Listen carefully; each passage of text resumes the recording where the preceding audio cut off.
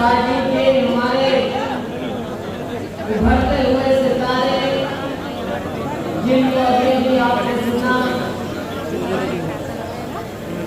जिग्नेश मेवानी जी, जो कि गुजरात से आए हैं आपसे मिलने,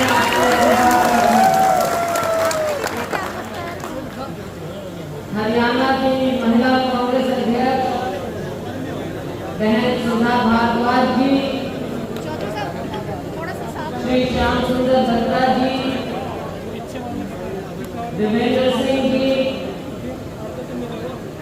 टिंकू जी,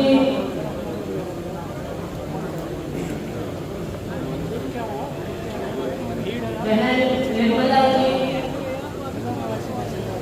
महिपाल जी, हमारे पुराने साथी नमस्ते करती है। एक साल बाद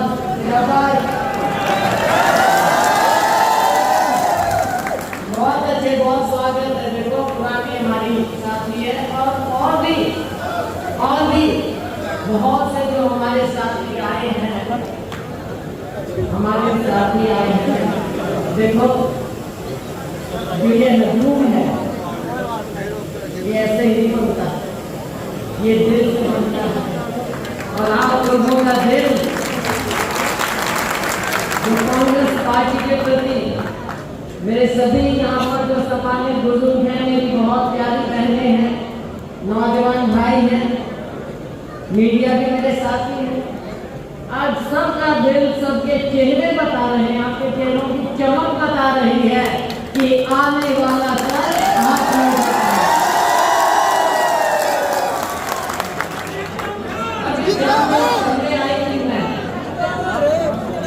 जन्मदिन पहले दिवाली आई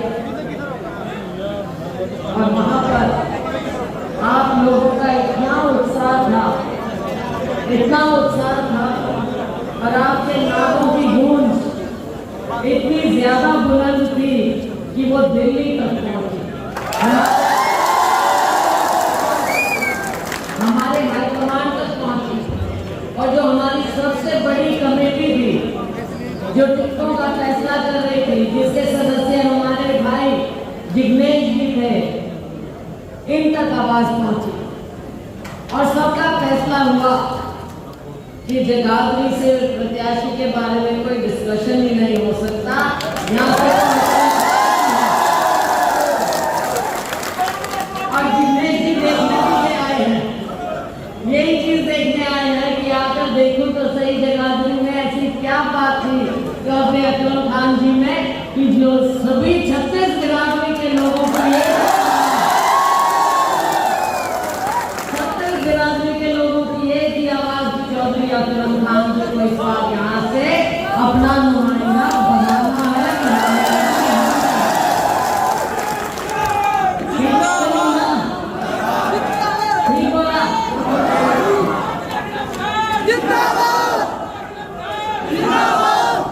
देखो वक्त की पुकार भी है, बदलाव स्वाभाविक होता है। पिछली बार थोड़ी चूक हुई हमारे से, हुई ना, पिछली बार चूक कर गए, वरना पिछली बार भी होते थे हमारे नुमाइंदे। लेकिन चलो लोकतंत्र है, कोई बात नहीं, लोकतंत्र में किसी से शिकायत नहीं कर सकते। लोकतंत्र में तो हम लोगों से झोली फैलाकर वोट की अपील करते हैं और मैं भाई अकरम जी के लिए हाथ जोड़कर सर झुकाकर वोट दिया।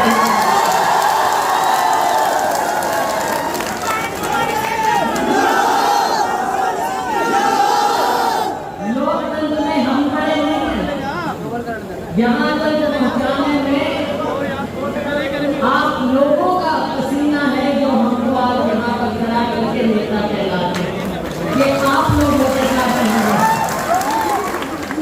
तो साथियों, ये समय को पहचानिए। 10 साल भाजपा की सरकार आपने देखी, केंद्र में मोदी जी की सरकार देखी। आप तो चाहते थे कि इस बार भी बदले। जब मैं आई, मैंने अपील की कि लोकसभा में भी कांग्रेस को जिताइए और आपने हमारी अपील को माना और आपने वरुण जी को यहाँ से अपना सांसद बनाकर भेजा। आपकी इच्छा थी केंद्र में कांग्रेस की सरकार बने और मोदी जी से छुटकारा मिले, भाजपा से छुटकारा मिले। भाई बिजनेस जी से ज्यादा कोई नहीं जानता गुजरात में क्या क्या हाल हुआ, कैसे लोगों के साथ धोखा हुआ है। जो गुजरात मॉडल बेचा गया दुनिया को, देश को, वो खोखला था। इनकी सारी बातें खोखली थी।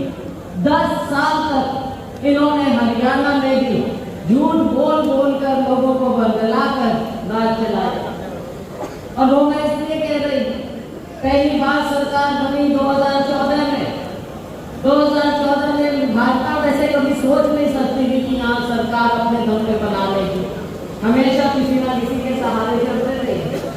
लेकिन चलो एक बार नवानी जी ने वहां से एक्सपोर्ट करके मोदी जी को भेज दिया दिल्ली। लोगों ने सोचा पता नहीं क्या हो जाएगा, और उस झांसे में आ गए, हरियाणा के लोग भी झांसे में आ गए, जैसे पहले आप आओगे। तो हरियाणा के लोगों ने सरकार बना दी भाजपा की। 5 साल में 80,000 है उनको। फिर कहाँ 75 कार कहते थे। हम तो कहते थे आपको कोई 75 कार नहीं है, ये तो जमुना पार वाली पार्टी है। लेकिन जो हुआ, कई सरकार बैसाखी लेके बना ली, जजपाल के साथ मिल गई, सरकार इनकी बन गई केंद्र में की। लेकिन 10 साल का हिस्सा, 10 साल का लेखा जोखा और पिछले 5 साल सारा कुछ आपके सामने। हरियाणा को पीछे की ओर धकेल दिया। कहाँ है विकास? कहने की बातें रह गई हैं। हमारे समय में हमने विकास करके दिखाया, और मैं दावे के साथ कह सकती हूँ कि जो हमारे समय में काम हुआ उसका भी एक हिस्सा भी इन्होंने करके दिखाया होगा। चाहे केंद्र लाने की बात थी, केंद्र से प्रोजेक्ट लाने की बात थी, माइनॉरिटी मिनिस्ट्री से हम पैसा लेकर आए, अपनी टूरिज्म मिनिस्ट्री से हम पैसा लेकर आए, हमने IHM बनाया, हमने जहाँ पर चमकाए गए आदि बदली हो जाए हमारे दूसरे देवेंद्र जी खड़े हैं। मैं हर बार कहते हैं, याद दिलाते हैं, वे भी हंसते हैं। जब पैसा लेकर आए हम, सैकड़ों करोड़ों रुपया दिया, तो देवेंद्र जी को विश्वास नहीं था। ये थोड़े पीछे पीछे आ गए। इनको लगा कि ये कह तो रहे हैं कि तो मैं लोगों के बीच में रहता हूँ, मैं जवाब क्या दूंगा? तो इतना पैसा कभी आया है क्या केंद्र से? तो जब पैसा मिला, इन्होंने देखा, इन्होंने लगाया, तब इनका विश्वास हुआ कि इतना पैसा भी आ सकता है। वो हमारी सरकार ने हमें दिया। चाहे कचरा प्लांट की बात, आज क्या हाल हो गया कचरा प्लांट का, चाहे हमने पैसा दिया, राजीव आवास योजना का पैसा दिया, आज तक खर्च नहीं कर पाया, 10 साल इनके लिए निकल गए। हमारी इच्छा थी कि अपना रामनगर है, वहां के हमने कायाकल्प, हर जगह का हमने गरीब से गरीब का ध्यान दिया। हर एक 36 बिरादरी में जो जरूरतमंद है उसका हमने ध्यान किया। गाँवों में भी हमने प्रयास किया। सोनिया जी से बात की, सोनिया जी 100 के प्लॉट सोनिया जी हमारे आकर वहाँ पे पानीपत में आकर उन्होंने शुरुआत की। 4 लाख के करीब 100 के प्लॉट मिले थे उस समय। कुछ लोग रह गए, उसको उसकी भरपाई हम इस बार करके दिखाएंगे। प्लॉट भी देंगे, मकान के लिए पैसे भी देंगे।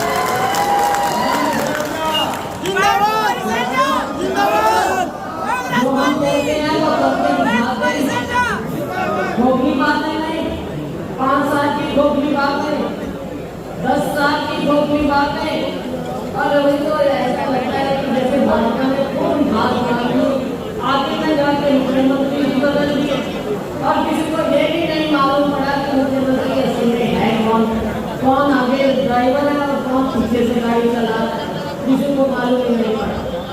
और वो हाल ये हुआ कि माननीय मुख्यमंत्री जी अपनी 4 महीना पहले जहाँ से लड़े उनको वो अपनी सीट भी बदलनी पड़ी।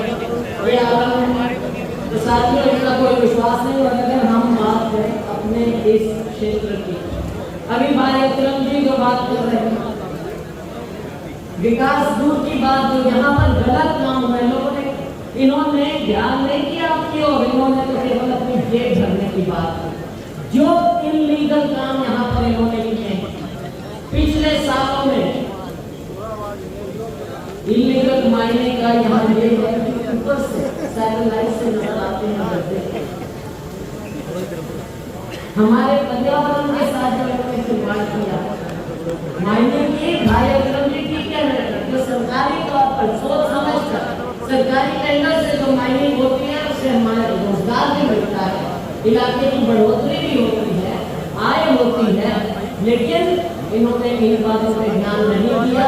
पर्यावरण के साथ भी खिलवाड़ किया, यमुना जी के साथ खिलवाड़ किया और अपनी अपनी जेब भर ली। इतना ज्यादा घोटाला किया है यहाँ पर, इतने बड़े बड़े स्कैम किए हैं इन्होंने। इन सब का हम पर्दाफाश हम इन पे इंक्वायरी करेंगे कैसे इन्होंने यहाँ के लोगों की जेबें काटी। साथियों, चाहे गांव है चाहे शहर, हर जगह लोग आज के दिन त्रस्त, ना विकास है ना कोई बात है, और लोगों को केवल धर्म या जाति के नाम पर बांटने की बात करते हैं। घोटाले का घोटाले हमारे यहाँ पर एमसीबी है, कोई काम नहीं, पैसा आया नहीं। और अगर किसी दफ्तर में चले जाओ काम के लिए तो साथियों, जिस तरह से लोगों की जेब काटी, जितना भ्रष्टाचार इस सरकार में हुआ है, मैं नहीं समझ सकती कि इतिहास में कभी ऐसा कुछ हो सका होगा। इतना बुरा हाल कोई जाके सरकारी दफ्तर में काम करवा देगा, चाहे प्रॉपर्टी आईडी के नाम पर, चाहे फैमिली आईडी के नाम पर, परिवार पहचान पत्र के नाम पर, किसानों के साथ, मजदूरों के साथ, गरीबों के साथ, हमारे दलित भाई बहनों के साथ, सबके साथ उन्होंने खिलवाड़ किया। तो आपने इनके झांसे में नहीं आना। वैसे भाई जिग्नेश जी ने आपको बसपा की भी और भी बातें बताई हैं, तो अब मेरे को एक बात बताओ भाई, आज जाते हैं चुनाव में चुनाव लड़ने के लिए, केवल वोट बांटने के लिए। इस बार जहाँ से नहीं आना, आप तो आए ही, आप तो यहाँ पे बैठे हो, आप समझदार हो, लेकिन मेरी आपसे गुजारिश है कि अपनी ये समझ आपने लोगों के बीच में लेकर जाओ, लोगों को समझाओ कि अपना वोट खराब मत ना करें। भाजपा खत्म है, सरकार कांग्रेस की आ गई है, और ये जो लोग बीच में आ जाते हैं केवल और केवल अपने स्वार्थ की राजनीति करने के लिए, कभी कोई चोगा पहन लेंगे, कभी कोई कपड़ा पहन लेंगे, अपना रूप बदलते हैं, पार्टी ऐसी ले आते हैं। तो आपने उनकी बातों में नहीं आना। 36 बिरादरी की कांग्रेस पार्टी हमारी पार्टी सरकार बनाएगी, उसमें हिस्सा आपका होगा होगा, ये लाजमी है।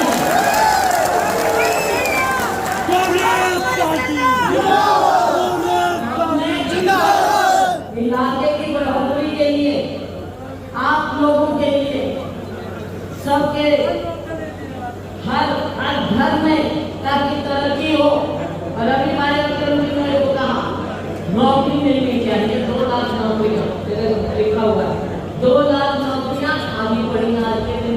भाई क्यों नहीं बनी सरकार में, बननी चाहिए। ना आरक्षण किया, ना एससी बीसी, ना हमारे दूसरे भाई बहन जिनके जो भी, सबको मिलना चाहिए, लेकिन नहीं किया। और साथ में जो ये ग्रुप डी के, मुझे बताया गया ग्रुप डी के जो भर्ती भी किए थे, जो कहते थे ना कि हमने इनको नौकरियां दिया, 8 महीने से उनको, मुझे मालूम पड़ा कि 8 महीने से उनको वेतन भी नहीं मिला। हाँ, एक बहुत अहम बात है, और ये मैं हर जगह देख रही हूँ, ये है नशे की बात। साथियों, अम्बाला यमुनानगर भी मेरा अपना, सरसा भी मेरा अपना, हिसाब में हर जगह भाई पूरा हरियाणा अपना है, पूरा हरियाणा अपना है। लेकिन मैंने देखा हर जगह जहाँ भी मैं जाती हूँ, जिग्नेश जी, एक आप युवा हो, आप समझ सकते हो इस बात को, जिस तरह से नशा फैला हुआ है हमारे, इतना नशा फैल गया है, गुजरात से ड्रग्स आते हैं। अब देखो इनका किस तरह का इतना बड़ा सिंडिकेट चलता है, कैसे ये सिंडिकेट चल रहा, क्यों इतने ड्रग्स आ रहे हैं, क्यों हमारी युवा पीढ़ी, हमारी आगे की हमारी नस्ल खराब हो रही है, परिवार के परिवार नष्ट हो जाते हैं, कैसे बात बनेगी, क्या भविष्य होगा, माँ बाप का बुढ़ापा खत्म हो जाता है, युवाओं की जिंदगी वहीं खत्म हो जाती है, छोटे छोटे बच्चे बिना बाप के हो जाते हैं। इस नशे पर काबू पाया जाएगा। एक प्राथमिकता होगी, क्यों हमारा समाज खराब हो जाए। हमारी युवा पीढ़ी को काम चाहिए, पलायन हो रहा है। राहुल जी ने असम में आकर बताया कैसे पलायन हो रहा है। विदेशों में चले जाते हैं, लड़ाई लड़ने, दूसरे देशों की लड़ाई, जान जोखिम में डालकर हमारे युवा विदेशों में जाते हैं लड़ाई लड़ने, क्योंकि यहाँ रोजगार नहीं है। ये ऐसी बातें हैं जो जिनकी ओर ध्यान देना होगा और हम ध्यान देंगे। तो साथियों, ज्यादा कुछ ना कहते, आपका प्यार हमेशा मिला, आपकी नुमाइंदा रही मेरा सौभाग्य। लेकिन आपके दिल भी, मेरे दिल में आप लोग आज भी उतनी ही जगह बनाए हुए हैं और हमेशा